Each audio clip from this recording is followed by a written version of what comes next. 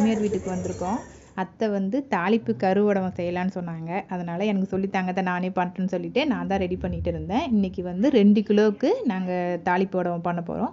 எப்படி பண்ணுறதுன்ட்டு பார்க்கலாம்.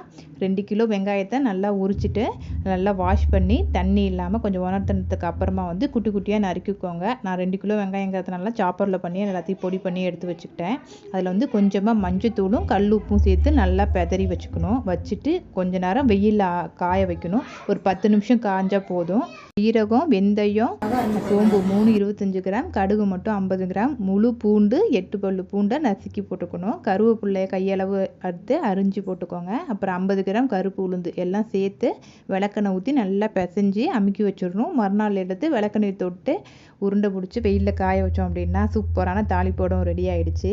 நல்லா காய வச்சிட்டோம் அப்படின்னா 1 வருஷம் ஆனாலும் கெட்டு போகாது. நீங்களும் செஞ்சு பார்த்துட்டு எப்படி இருந்துச்சுன்னு சொல்லுங்கள். நாளைக்கு வேறு வீடியோ பார்க்கலாம்.